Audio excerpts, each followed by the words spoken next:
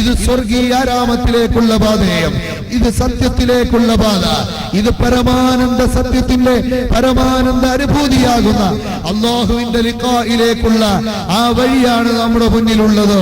ഇത് വ്യക്തമായി മനസ്സിലാക്കി മുന്നോട്ട് നടക്കാൻ ആധുനിക ലോകത്തെ ഒരൊറ്റ മുദ്രാവാക്യവും നമുക്ക് തടസ്സമാകണ്ട. ഒരു പുരോഗതിയും ഒരു ഭാഷൻ ഭ്രമവും ഒരു പ്രത്യേകമായ കെട്ടിവെപ്പും നമുക്ക് ഈ ആധികാരിക ഇസ്ലാമിക ആശയത്തെ പുൽകാൻ ഒരു തടസ്സവും സൃഷ്ടിക്കേണ്ടതില്ല. ഇതാണ് ഈ സന്ദർഭത്തിൽ ഓർമ്മപ്പെടുത്താനുള്ളത്. അപ്പോൾ അവിടെ ഏറ്റവും വലിയ ചാനൽ തുറന്നത് എവിടെയാണ്? ഹൃദയങ്ങളോട് സംവദിക്കുന്നതിലാണ്, ആത്മീയമായ പുരോഗതിയിലാണ്. ആത്മീയതയുണ്ടെങ്കിലേ മനസ്സിന് സമാധാനമുണ്ടാവുകയുള്ളൂ. സാമ്പത്തികമായി ഉച്ചകോടിയിൽ നിൽക്കുന്ന നിരവധി രാഷ്ട്രങ്ങളെ നമുക്കെടുത്ത് പരിശോധിച്ചാൽ ലോക പോലീസ് ചമഞ്ഞ് എപ്പോഴെങ്കിലും സാമ്പത്തിക ബുദ്ധിമുട്ടുണ്ടാകുമ്പോ ആരുടെ കയ്യിലാണോ എണ്ണപ്പാടങ്ങളുള്ളത്, ആരുടെ രാഷ്ട്രത്തിലൂടെയാണോ കുഴലുകൾ വരേണ്ടത്, അവിടെ മുഴുവനും രാഷ്ട്രീയ അധീശത്വം സ്ഥാപിച്ച് സാമ്പത്തിക മേഖല ഭദ്രമാക്കി ആരാന്റെ രക്തം ഊറ്റിക്കുടിച്ച് ആരാന്റെ പണം കൊണ്ട് ആളാകുന്ന അമേരിക്കയിൽ പോലും 24 മണിക്കൂറിൽ 170ഓളം ആളുകൾ അതാ പരാക്രമത്തിന്റെ പേരിൽ ഇടപെട്ട് വീഴുന്ന സഹോദരങ്ങളെ, അങ്ങനെ അള്ളാഹുവിന്റെ അനുഗ്രഹത്താൽ പരിശുദ്ധമായ ദീനിന്റെ ആ യഥാർത്ഥ സത്ത അത് നമ്മുടെ മുന്നിലേക്ക് ആധികാരികമായി വരികയും അജയ്യമായി അത് നിലനിൽക്കുകയും ചെയ്യുകയാണ്. ഈ ആശയമാണ് മഹാനായ മുഹമ്മദുർ റസൂലുള്ളാഹി സ്വല്ലല്ലാഹു അലൈഹി വസല്ലം തങ്ങൾ നമുക്ക് പഠിപ്പിച്ചു തന്നത്. അതുകൊണ്ട് ഈ ആശയത്തിന്റെ മണിമുറ്റത്ത് നിന്നുകൊണ്ട് ആധുനിക ലോകത്തെ മുഴുവൻ പ്രതിഭാസങ്ങളെയും വെല്ലുവിളിച്ചുകൊണ്ട് നമുക്ക് പറയാം, ഇതിനെ എതിരിടാൻ ഒരു ശക്തിക്കും സാധ്യമല്ല. ആശയപരമായി പ്രതിരോധിക്കാൻ തന്റെ ഇടമുള്ള ഏതെങ്കിലും പ്ലാറ്റ്ഫോമുകൾ സൃഷ്ടിക്കാൻ ആർക്കെങ്കിലും ലോകത്ത് കഴിയുമെങ്കിൽ അതാ പരിശുദ്ധ ഖുർആനിന്റെ വെല്ലുവിളി. അറബ് സാഹിത്യത്തിന്റെ പരമോന്നത കൊടിയിൽ നിൽക്കുന്ന ജാഹിലിയ കാലഘട്ടത്തിലെ സാഹിത്യ സാമ്രാട്ടുകളുടെ മുമ്പിൽ ഖുർആൻ അവതരിപ്പിച്ച വെല്ലുവിളി. പരിശുദ്ധ പ്രവാചകർ സല്ലല്ലാഹു അലൈഹി വസല്ലം തങ്ങൾ അറബികളുടെ മുന്നിൽ ചന്ദ്രനെ പിളർന്നും അതുപോലെ നിരവധി ദൃഷ്ടാന്തങ്ങൾ കാണിച്ചു കൊടുത്തും വളരെ വ്യക്തമായി പ്രൂഫുകളോടെ എവിഡൻസോടെ അവതരിപ്പിച്ച ഈ ദർശനത്തിന്റെ ആശയം അതിനെതിരെ ഒരു ചെറുവിരല് പോലും ആശയപരമായി സാമർത്ഥ്യത്തോടെ അവതരിപ്പിക്കാൻ ഇന്നുവരെ ഒരു ശക്തിക്കും കഴിഞ്ഞിട്ടില്ല. ഖിയാമത്ത് നാൾ വരെ സാധിക്കുകയുമില്ല. അല്ലാഹു സുബ്ഹാനഹു വ തആലാന്റെ ആ പരിശുദ്ധമായ ദീനിന്റെ ആശയത്തിനുള്ള വളരെ വലിയൊരു പ്രത്യേകതയാണ് പ്രിയപ്പെട്ട സഹോദരങ്ങളെ. ഈ ആശയത്തിൽ നിന്നുകൊണ്ട് നിങ്ങളോട് പറയാനുള്ളത്, ഈ ഈമാനികമായ ഈ ആശയപരമായ ആ അടിസ്ഥാനപരമായ ബോധമാണ് നമ്മുടെ മനസ്സിനെ നയിക്കേണ്ടത്. മനസ്സിന് സമാധാനമില്ലാതെ സാമ്പത്തികവും ആയുധ സംബന്ധവുമായ മേൽക്കോയ്മ നേടിയവരെന്ന് വിഷമിച്ചുകൊണ്ടിരിക്കുമ്പോ ഒരുപാട് പട്ടാളത്തിന്റെ സിംബലുകളും വെച്ചുകൊണ്ട് അധികാരത്തിലിറങ്ങിയ പർവേസ് മുശറഫിന്റെ മുന്നിൽ ഇന്നത്തെ ഭൂകമ്പം വല്ലാത്തൊരു ഉലച്ചിൽ തട്ടിച്ചുവെങ്കിൽ പ്രിയപ്പെട്ട സഹോദരങ്ങളെ, എല്ലാത്തിനും പരിഹാരമായി പരിശുദ്ധ ഇസ്ലാമിന്റെ പ്രവാചകൻ വിശുദ്ധ ഖുർആൻ ഓതി നമുക്ക് പഠിപ്പിച്ചു തരുന്നു. വമാ തസ്ഖുതു മിൻ വറഖത്തിൻ ഇല്ലാ യഅലമുഹാ. ലോകത്തൊരില പോലും അല്ലാഹുവിന്റെ അനുമതിയില്ലാതെ വീഴുകയില്ല. പരമാണുവിന്റെ ചലനം പോലും കട്ടിക്കരിമ്പാറയുടെ ഉള്ളിലൂടെ കൂരിരുളടഞ്ഞ രാത്രിയിൽ ഒരു കട്ടിക്കരിമ്പാറ കിടക്കുന്ന പ്രദേശത്ത് അതിനുള്ളിലൂടെ കടന്നു പോകുന്ന കറുത്ത എറുമ്പിന്റെ ശബ്ദം കേൾക്കാനും അത് കാണാനും അതിനേക്കാളും അതിസ്ഥൂലവും സൂക്ഷ്മവുമായ മുഴുവൻ മേഖലകളെയും അനാവരണം ചെയ്യാനും അറിവിന്റെ വിശാലമായ പരിധിയില്ലാത്ത ലോകത്ത് പ്രപഞ്ചനാഥനായ അല്ലാഹുവിന് കഴിയുന്നു. അതുകൊണ്ട് നിങ്ങളോട് പറയാനുള്ളത്, ഭൂകമ്പത്തിന്റെ ഒറിജിൻ എവിടെയാണ്? സുനാമിയുടെ പ്രാരംഭം എവിടെയാണ്? അതുപോലെ അറ്റാക്ക് ചെയ്യുന്ന കത്രീനയും റീത്തയും എവിടെയാണ് അറ്റാക്ക് ചെയ്യുക? ഇത് മുഴുവനും അറിയാവുന്നവൻ അല്ലാഹുവാണ്. മാത്രമല്ല, ഈ പ്രപഞ്ച സൃഷ്ടാവായ റസൂലുള്ളാഹി പ്രചരിപ്പിച്ച ഇസ്ലാമിന്റെ സ്ഥാപകനായ അല്ലാഹു തആല അറിയാതെ ലോകത്തൊരു ചെറിയ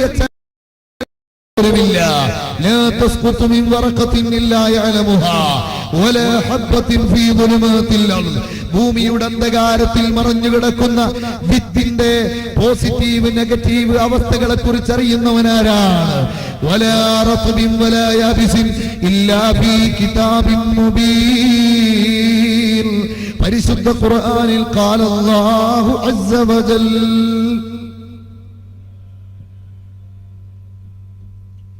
വ്യക്തമായ റിക്കാർഡിൽ മുൻകൂട്ടി രേഖപ്പെടുത്തിയ ലൗഹുൽ മഹ്ഫൂദിൽ വിവരിച്ചതുപോലെയല്ലാതെ ലോകത്ത് ഒന്നും സംഭവിക്കുകയില്ല.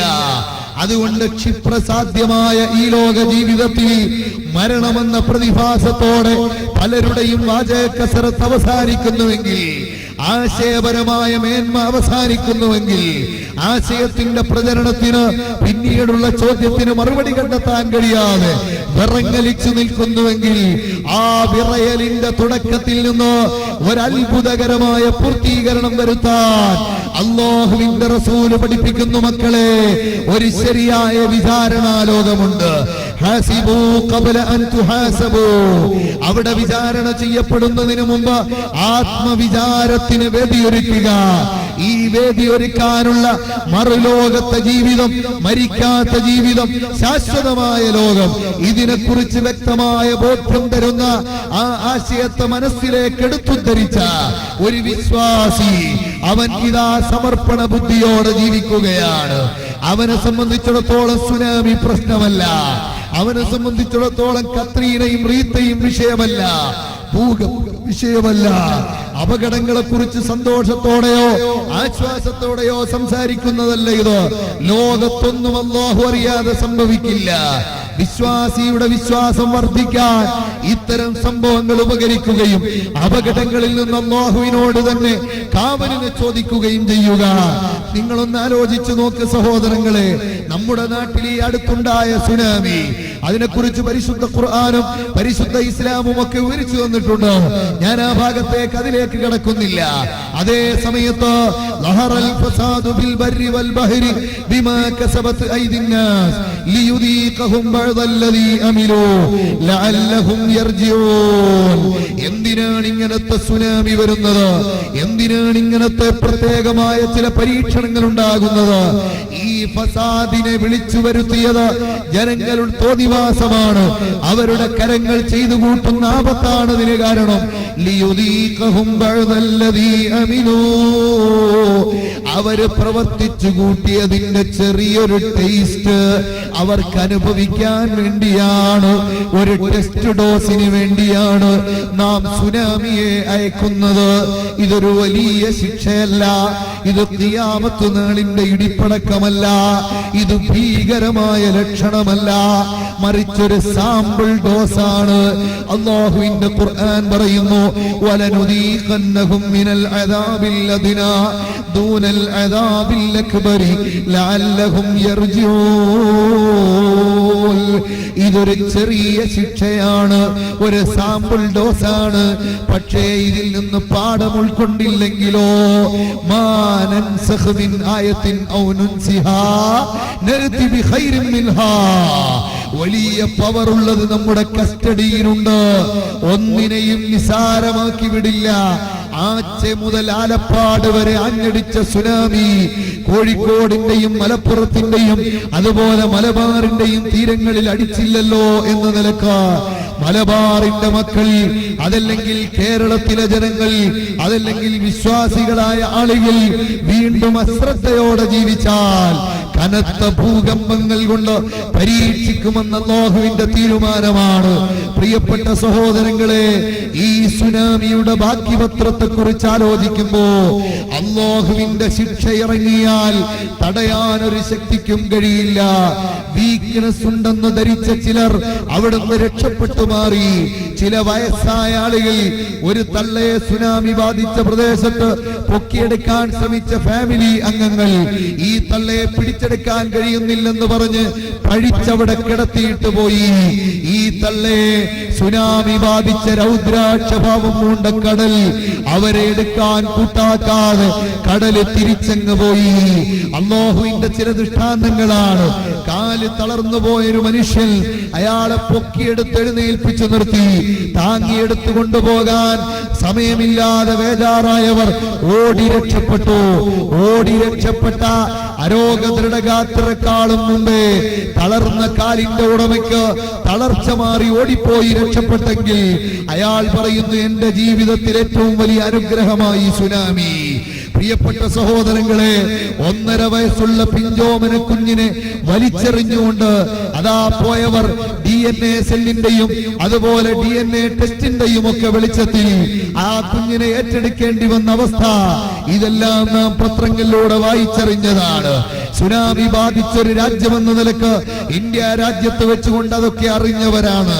അതുകൊണ്ട് അവരോടൊക്കെയായി പരിശുദ്ധ ഇസ്ലാമിന്റെ ആശയമെന്ന നിലക്ക് തിരുദൂതർ സല്ലല്ലാഹു അലൈഹി വസല്ലം വളരെ വ്യക്തമായി പഠിപ്പിക്കുന്നു, മോനെ നാഖിദുക ബസീർ, നിന്റെ നോട്ടക്കാരനായ അല്ലാഹു, നിന്നെ നിരീക്ഷിക്കുന്ന പടച്ച റബ്ബ്, ആ നിരീക്ഷകനെ വെട്ടിക്കാൻ ഒരു വേളയിലും നിനക്ക് സാധ്യമല്ല. അതുകൊണ്ട് നിന്നോട് എനിക്ക് പറയാനുള്ളത്, ദുനിയാവ് ശാശ്വതമല്ല. കുൻ ഫിദ് ദുനിയാ കഅന്നക ഗരീബ് ഔ ആബിറു സബീൽ വഉദ്ദ നഫ്സക മിൻ അസ്ഹാബിൽ ഖുബൂർ. ആശയം നമുക്കറിയുമല്ലോ. വഴിപോക്കരെ പോലെ, വഴി വിട്ടു കിടക്കുന്നവന്റെ ചെറിയ താമസം പോലെ, ഒരു ടെമ്പററി ഷെൽട്ടറായി ഉപയോഗിക്കപ്പെടുന്ന ദുനിയാവിൽ അശ്രദ്ധയോടെ കഴിഞ്ഞുകൂടാതെ ഇപ്പോഴേ നിന്റെ ബോഡിയെ മരണാനന്തര കർമ്മങ്ങളിലാണ് ഞാനിപ്പോൾ ഉള്ളതെന്നും മരണാനന്തര ജീവിതമാണ് യഥാർത്ഥ ജീവിതമെന്നും ബോധ്യപ്പെടുത്തുമാറ് നിന്റെ ശരീരത്തെ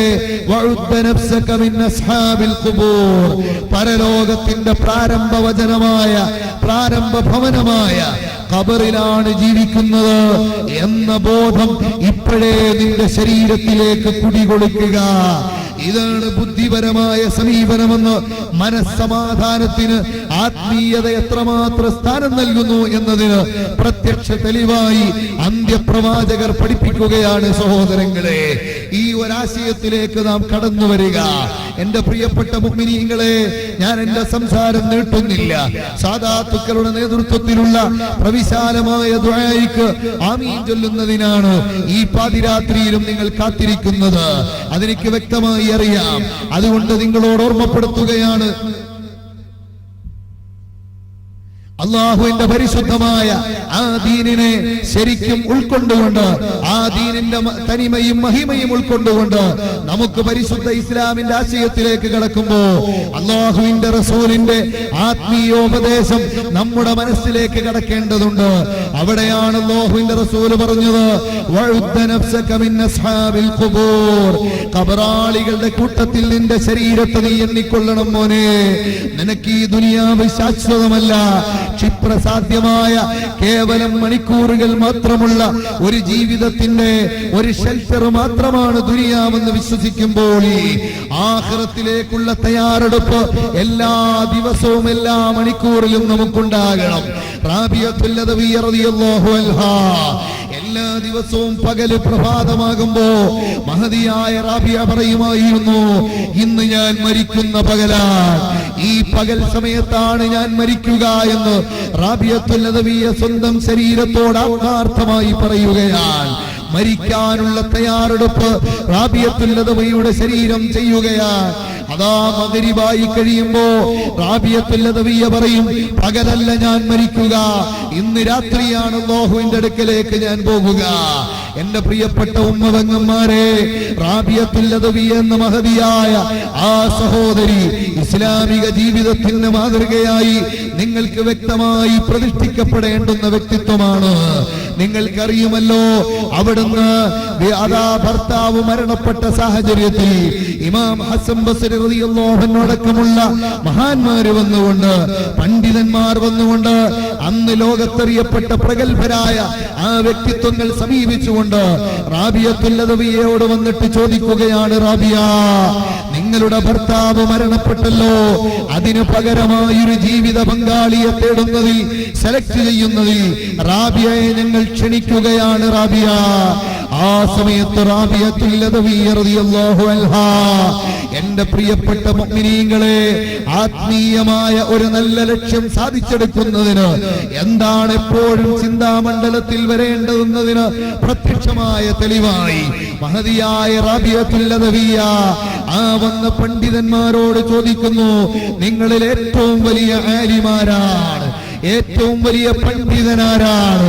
ആ സമയത്ത് സയ്യിദുനാ ഹസനുൽ ബസരി, ബഹുമാനപ്പെട്ട സയ്യിദ് ഉമറുൽ ഫാറൂഖ് അൽ ബുഖാരി തങ്ങള് നമ്മുടെ മജ്ലിസിലേക്ക് കടന്നു വരുന്നുണ്ട്.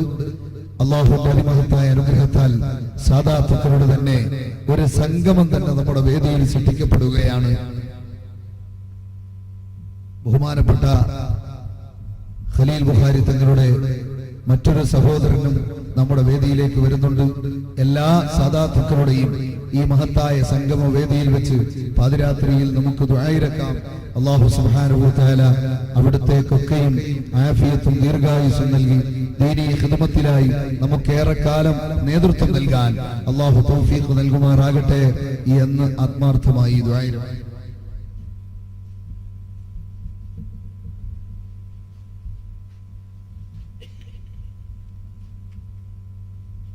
പ്രിയപ്പെട്ട സഹോദരങ്ങളെ, വളരെ കുറഞ്ഞ സമയം നമുക്ക് ആ വിഷയം പൂർത്തീകരിച്ച് ദുആയിലേക്ക് കടക്കാം. ബഹുമാനപ്പെട്ട റാബിയത്തുൽ ലദവി റളിയല്ലാഹു അൻഹാ, അതാ അവരോട് വന്ന് ഹസൻ ബസരി റളിയല്ലാഹു അൻഹു അടക്കമുള്ള പണ്ഡിതന്മാർ വന്ന് അന്വേഷിക്കുമ്പോൾ റാബിയത്തുൽ ലദവി റളിയല്ലാഹു അൻഹു ചോദിക്കുന്നു, നിങ്ങളിൽ ഏറ്റവും വലിയ പണ്ഡിതനാരാണ്? ഏറ്റവും വലിയ ആലിമാരാണ്?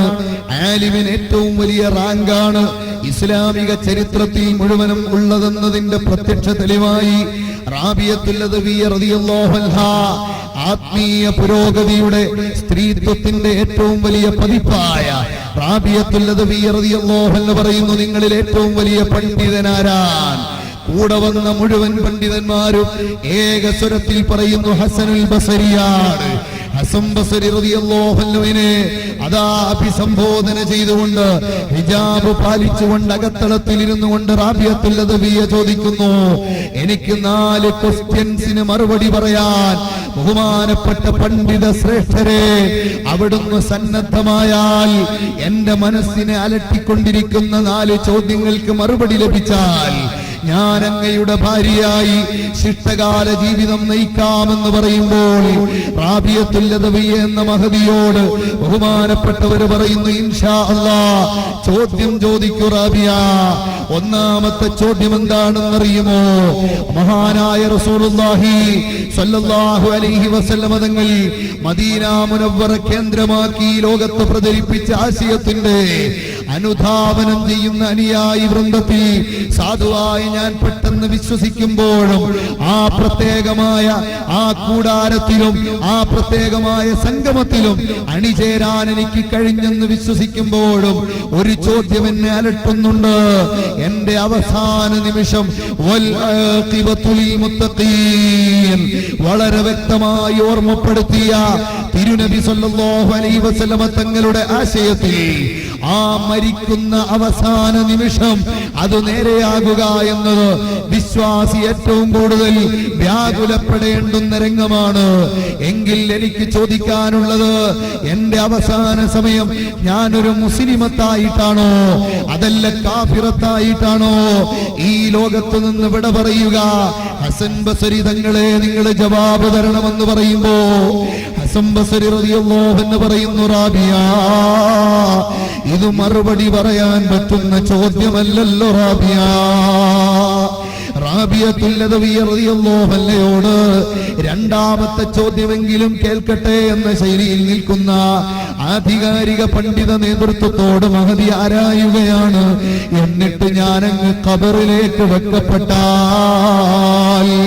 ഇദാ വുദിഅതു ഫീ ഖബരി വസഅലനിൽ മുൻകർ വന്നകീർ അലൈഹിമസ്സലാം, എന്നെ ഖബറിലേക്ക് വെച്ചിട്ട് മുൻകർ നകീർ അലൈഹിമസ്സലാം ആകുന്ന എന്ന ചോദ്യം കൊണ്ട് ഏൽപ്പിക്കപ്പെട്ട മലക്കുകൾ വന്ന് വിചാരണയുടെ പ്രാരംഭഘട്ടത്തിലുള്ള ചോദ്യം അവതരിപ്പിക്കുമ്പോൾ അഖ്ദറു അലാ ജവാബിഹിമാ അം ലാ,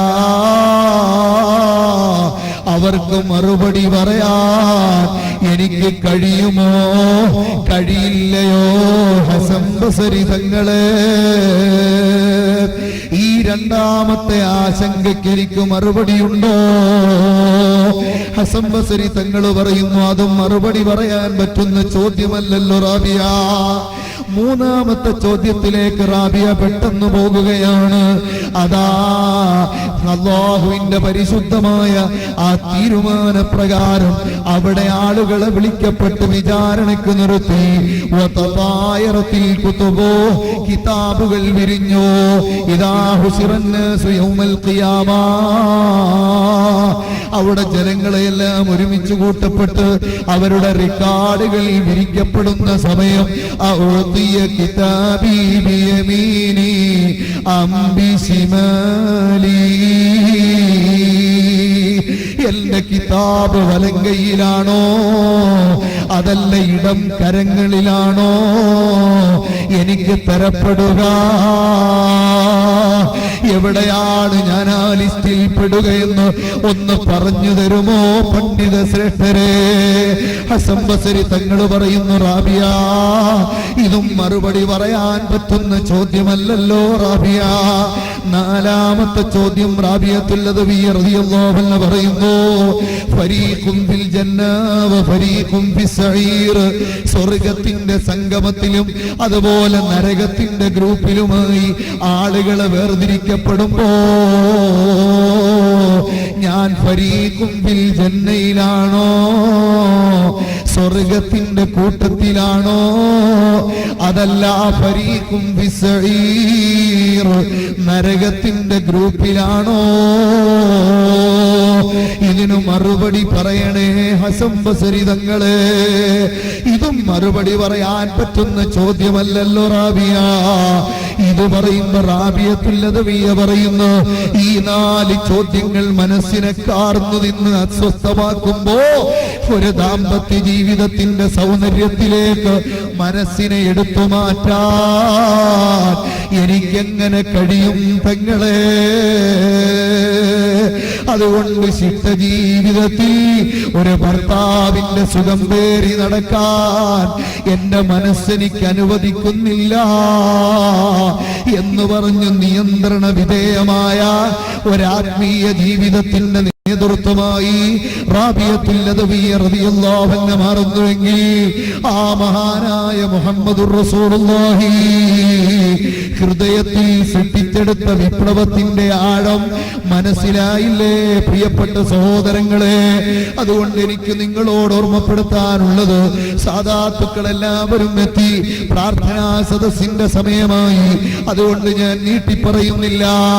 18,000 ഖത്മുൽ ഖുർആൻ ഓതണമെന്ന് പ്രതിജ്ഞ ചെയ്തവർ, അതുപോലെ പരിശുദ്ധ ഖുർആനുമായി ബന്ധപ്പെട്ടവർ, ആഖിറത്തിന്റെ നന്മ പ്രതീക്ഷിച്ചുകൊണ്ട് എപ്പോഴും സംസാരത്തിലും പ്രവർത്തനത്തിലും സൂക്ഷ്മത പുലർത്തിയവർ, എന്തിനധികം ദർശനത്തിന്റെ നായകർ തന്നെയായ മുഹമ്മദുർ റസൂലുള്ളാഹി, താഴെ എന്തൊരു ഭക്ഷണ സാധനം കിടന്നാലും പെട്ടെന്നതെടുക്കുക, അത് ഇതാ ഉച്ചിഷ്ടമായി വേസ്റ്റായി തള്ളിക്കളയുന്ന ആധുനിക ഫാഷനല്ല.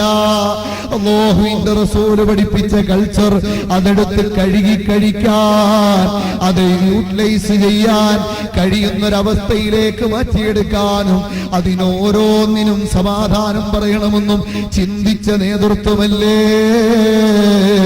നിങ്ങൾക്കറിയുമല്ലോ, പാതിരാത്രിയുടെ ഒരു ഘട്ടത്തിൽ അല്ലാഹുവിന്റെ റസൂല് വരുമ്പോ സിദ്ദീഖുൽ അക്ബറും ഉമറുൽ ഫാറൂഖ് റളിയല്ലാഹു അൻഹുമാ ഒരു ജംഗ്ഷനിൽ നിൽക്കുകയാണ്. എന്തേ ഈ പാതിരാത്രിയിൽ നിങ്ങൾ ഇരുവരും ഇവിടെ? 2 ഘട്ടത്തിലായി എത്തിയതാണ് നബിയെ. സിദ്ദീഖുൽ അക്ബർ വന്നപ്പോ, ഉമറുൽ ഫാറൂഖ് വന്നപ്പോ 2 പേർക്കും ഒരേ ആവശ്യമാണെങ്കിലും ആ 2 പേരും 2 ഘട്ടത്തിലെത്തിയതാണ്. ആവശ്യം മറ്റൊന്നുമല്ല, വല്ലാതെ വിശക്കുന്നുണ്ട് നബിയേ. അല്ലാഹുവിന്റെ റസൂലിന്റെ മുമ്പിൽ എല്ലാ വിഷയവും പറയാം. അതാണ് അവിടുത്തെ പ്രത്യേകത.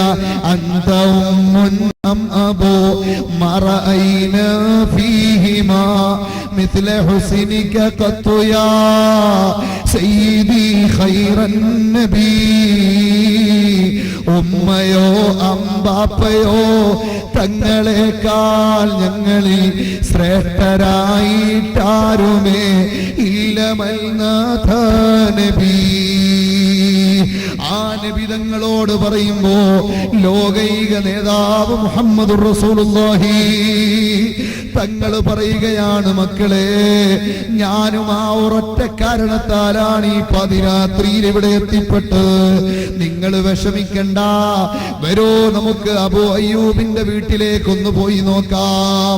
നബി സല്ലല്ലാഹു അലൈഹി വസല്ലം തങ്ങള് സാധാരണ ചെല്ലാറുള്ള വീടാണ്. അവിടുന്ന് പ്രത്യേക സ്വീകരണം ഏർപ്പെടുത്തി താമസിപ്പിക്കുന്ന വീടാണ്. ആ വീട്ടിലേക്ക് പോയി സിദ്ദീഖുൽ അക്ബറിനെയും ഉമറുൽ ഫാറൂഖിനെയും വിളിച്ചുകൊണ്ട് അവിടെ ചെന്ന് റസൂലുള്ളാഹി അങ്ങ് കയറുമ്പോ മർഹബൻ ബിക യാ റസൂലല്ലാഹ് നബി തങ്ങളെ സ്വാഗതം ചെയ്ത അബൂ അയ്യൂബിന്റെ പത്നി അകത്തളത്തിൽ നിന്നുകൊണ്ട് പറയുന്നു, നബിയേ, അവിടുന്ന് അന്വേഷിച്ചു വന്ന അബൂ അയ്യൂബ് പുറത്തേക്ക് ഇറങ്ങിയല്ലോ, ഇപ്പൊ വരും, അവിടുന്ന് വിശ്രമിക്കണം നബിയേ. അബൂ അയ്യൂബ് എവിടെ പോയി എന്ന് റസൂലുള്ളാഹി എടുത്തു ചോദിക്കുമ്പോ അങ്ങകലെ നിന്ന് അബൂ അയ്യൂബിനത് ശ്രവിക്കാൻ കഴിഞ്ഞു. ഓടി അടുത്തേക്ക് വന്നിട്ട് പറയുന്നു, യാ റസൂലല്ലാഹ്, ഞാൻ എത്തിപ്പോയി നബിയേ. അല്ലാഹുവിന്റെ റസൂല് പറയുന്നു, അബൂ അയ്യൂബ്, ഞങ്ങൾക്ക് വിശക്കുന്നുണ്ട്, പെട്ടെന്ന് ഭക്ഷണം എടുത്തു വെക്കുക. അബൂ അയ്യൂബ് പറയുന്നു, ഖദ് തഅഖർത അൻ മൗഇദിക യാ റസൂലല്ലാഹ്. അവിടുന്ന് നിശ്ചയിച്ച ടൈം ടേബിളിൽ അനുസരിച്ച്, അവിടുന്ന് ഷെഡ്യൂൾ ചെയ്തിട്ടുള്ള ടൈം അനുസരിച്ച് ഞാൻ ആ ഭക്ഷണം വെച്ചിരുന്നു. ആ ഭക്ഷണം കഴിഞ്ഞു പോയി നബിയേ. അവിടുന്ന് നിശ്ചയിക്കപ്പെട്ട ടൈമിൽ നിന്ന് ലേറ്റായി പോയി നബിയേ. മുദർരിസിനെ, ഉസ്താദിനെ 2 മണി വരെ കാത്തിട്ട് മുതഅല്ലിമീങ്ങൾ കഴിച്ചുകൊള്ളാൻ പെർമിഷൻ കൊടുത്തായി ചിലപ്പോ 2:05 കടന്നു വരുന്ന ഉസ്താദിന് അല്പം പോലും കിട്ടാറില്ലല്ലോ. എന്നതുപോലെ മുഹമ്മദുർ റസൂലുള്ളാഹി തങ്ങൾ വരുന്ന ടൈം പിന്തിയപ്പോ ആ കുടുംബം അത് കഴിച്ചുപോയി. നബി തങ്ങൾ പറയുന്നു, അതൊന്നും പറഞ്ഞാൽ ഇവിടുന്ന് പോകാൻ പറ്റൂല. സാധാരണ ഇത്തരം ഘട്ടങ്ങളിലൊക്കെ കൂടെ വരുന്ന സഹാബത്താണ് സംസാരിക്കുക. നബി തങ്ങൾ സ്വന്തം വീടിനെക്കാളും വലുതായി അബൂ അയ്യൂബിന്റെ ഗൃഹം കണ്ടതുകൊണ്ടാണ് ഇങ്ങനെ ഇൻട്രൊഡ്യൂസ് ചെയ്ത് റസൂലുള്ള തന്നെ സംസാരിക്കുന്നത്. അങ്ങനെ തോട്ടത്തിലേക്ക് പോയി ഒരു പഴുത്ത കാരക്ക, ഒരു ഉണക്ക കാരക്ക, അതാ ഒരു പ്രത്യേക ഇടപ്രായമുള്ള കുമ്പഴുപ്പൻ കാരക്ക 3 കൊണ്ടുവന്ന് റസൂലുള്ളാഹി തങ്ങൾക്കും കൂടെ വന്ന ആ സ്വാഹിബീങ്ങൾക്കും കൊടുക്കുന്നു. സന്തോഷത്തോടെ റസൂലുള്ളാഹി ഉമറുൽ ഫാറൂഖിനെയും സിദ്ദീഖുൽ അക്ബറിനെയും അതാ 2 കൈയിലും പിടിച്ച് കൊണ്ടുപോയി ഇരുത്തി സന്തോഷത്തോടെ കഴിക്കാനൊരുങ്ങുമ്പോ പൊന്നാര ഹബീബിന്റെ കണ്ണിൽ നിന്ന് കണ്ണുനീര് ധാരധാരയായി വരുന്നു.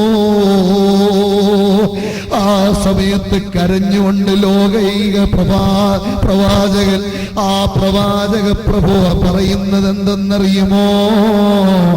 എന്റെ പ്രിയപ്പെട്ട ഉമറേ, എന്റെ പ്രിയപ്പെട്ട സിദ്ദീഖ്, ലഹമും ഖുബസും 3 ഐറ്റത്തിലുള്ള കാരക്കയും വന്ന് ഈ സുപ്രസമ്പന്നമായപ്പോ ثم لتسألن يومئذ عن النعيم. പരലോകത്ത് ചോദ്യം ചെയ്യപ്പെടുന്ന അനുഗ്രഹത്തിന്റെ പട്ടികയിൽ ഇത് പെട്ടുപോയല്ലോ.